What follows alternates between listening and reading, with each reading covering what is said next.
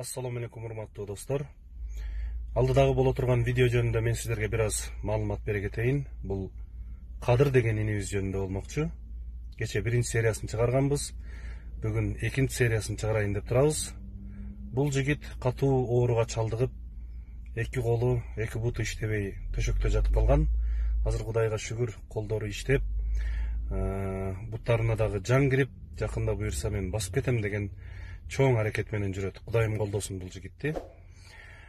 Анан төшөктө жаткан кезде мага жардам бергендерге ыраазычылык айтып коеюн деп, мени бир жерге алып барып келиңизчи деп менден суранган эле. Биз ыраазычылык айтуу үчүн кайсыл жерге барганыбызды жалпыңыздар видеодон күбө болуңуздар. Кадыр инибиздин суроосу боюнча келип олтурабыз.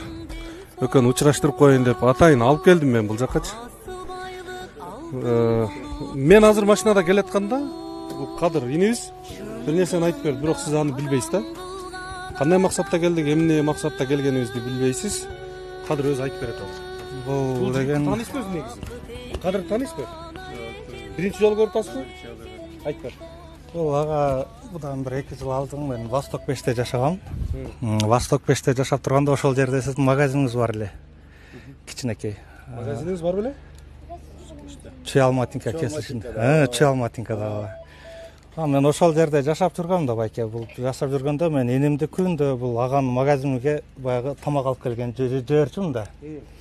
Тамак алып келген жибергенде ага бул жана энимден сурап тур, күндө эле бул тамакты каяка алып барып атасың десе, ал айтып тур да, ушундай бир инвалид бала бар, ошого алып барып атам десе, жок, мен ушул жерден магазинден жабылып кеткенчем ошол бала бекер тамак жейт деп, 1 жылга жакын мага бекер тамак берген да бул агамча. İşte spor залда. Ага, ошол бала менин ага. Tanıdыңызбы же өзүн сиз Эстедиңизби ага? Eşteniz. Ошол менин ага, ошол кече биринчи жолу көрүп атасыздар, бирок бул баланы. Men көргөн эмес элем. Ооба, көрбөй туруп. Ошону келчем ошо магазинде тамак жасайт эле, баягы магазинден алып кетет. Анан ал бала күнүгө келет эле да. Анан күнүгө эле тамак ала бересиң десем, ушинтип бир бала бар эле. Каалаган тамагын алып барып берет. Ушундай айтканда, эстен, аз эстен. Сиз бул баланы көрбөй туруп 1 жыл баккан экенсиз. Берген ооба. 1 жыл баккан экенсиз. Көрбөй туруп. Ыйлабаңыз. Азыр биринчи жолу көрдүм. Кадыр деген ушул бала, ушул коляскадагы бала. Интернеттен көрүп, ушул аябай ниет кылдым да ошол агама бир барып жолугуп бир ден соолугун сурап койсом депчи. Антип жүргөн убакта эле ушул Эрнспайке жолугуп калдым. Эрнспайке жолугуп калып, аны ошентип жүрүп, бүгүн айттым, ага бир жака өтүп келейинчи десе, макул деп меметип. Ага неме кылбайсыз, сизге рахмат, Алла разы болсун. Сиз сөзсүз жакшы болуп бутуңузга туруп кетесиз, дагы деле кыргыз элинин желегин көтөрөсүз, Кудай кааласа ага. Ушуну мен аз да болсо сизге ошол иниңиз катар ага, иниңиз катар, мен сиздин иниңизмин. Мен жоктон мага бергенсиз. Эмес, бул ага сизге немет берип аткан жокмун, мен иниңизмин ага сиздинче. Нурлан ага мындай да. Америкадан, Филадельфия деген шаардан бир аз каражат тыйын салып берген кыздарчы. Биз да жардам берейли дедик эле депчи. Анан ушу Кадырга мен 5000 сом алып келип берсем, ушунун 2000 сомун эч болбосо Нурлан агамды видеодон көрдүм эле, ооруп атыптыр.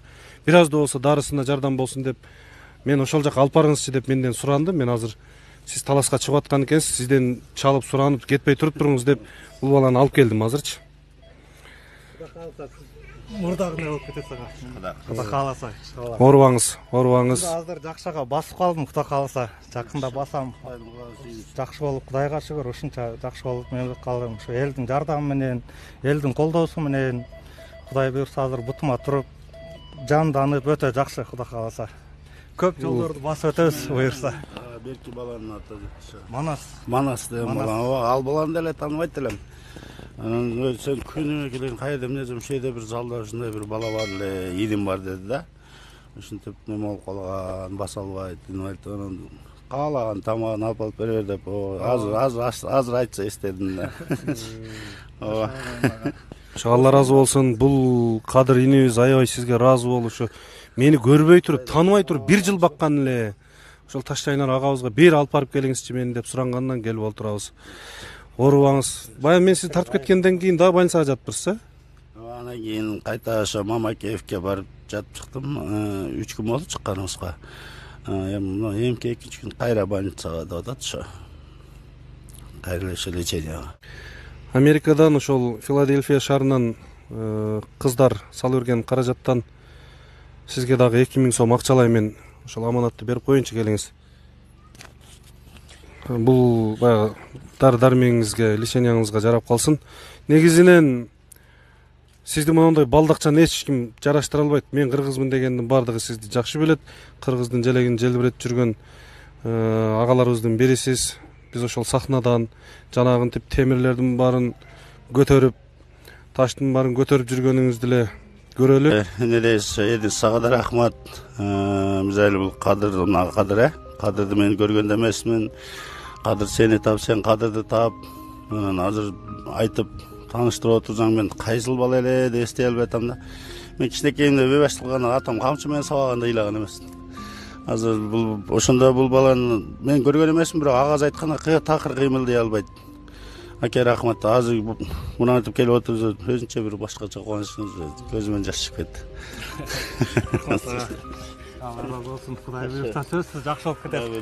Сізге айтарым, кейінгі келгенде сөзсіз басып келем сізге. Құда қаласа. Ниетиңерге жеткиле, ниетиңерге жеткиле. Сен коляскаңды таштап, Нурлан агабыз балдагын таштап басып кеткиле. Аман эсен болгула, Кудайым колдосун.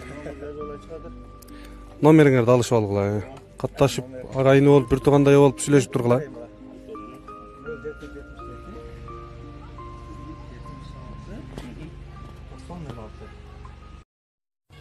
Manavı ne yok kılaylık ekeler. Cep gilan aç bolup kaynata kaynananın aldığında bu satır avrat degen Müslümançılıkta oğur gibi. Denesini açıp gilan aç yürü erkekti kızıktırı ola. Yalgan belgeri olsa etkiley. Şu ben küyügüm, kıynalam. Yoğun sana açık. Kökürü emsekinin yarımı açık. Erkekti kızıktırı özünü çakırığı maksat. Zina kılamayım bana. Zina kılgan menen teң de ola. Aksakaldan. Uşu nerselerden bir ortaga salıp, oşa zakisli çok ele.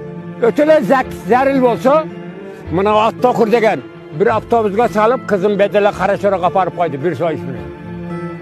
Mına at okur. Benim köye olam. Kızın bedele verdiğim bir avtobusga saldı, Karaşora kaparıp iman kalıp kaçıp geldi. Hem onun şunu kolda koydu bu. Eskilerden güvenmedi o uşudan. Kilidi alsa, bar detim koy, bar çeket al. Onu halal pul emez, taza pul emez al. Şu neşelerdi bir ortağa salıp, hayır da olsa şunu etmeydi. Yaxşı. Hem nege bu Kırgız'da var, başka ulutta yok. O imne keregi var O şevekir olgan yerde bir muhtaç болады. Жалған bu. Ova. Şular diye bir kötörgül aksakalları. Men aksakallardan silerden suranarım. Uşulay, başka nerseni suranbayım. Жалған bolsa etkile. Kolda bergile şunu. Yapar. Senden tilin ötedi bir elge.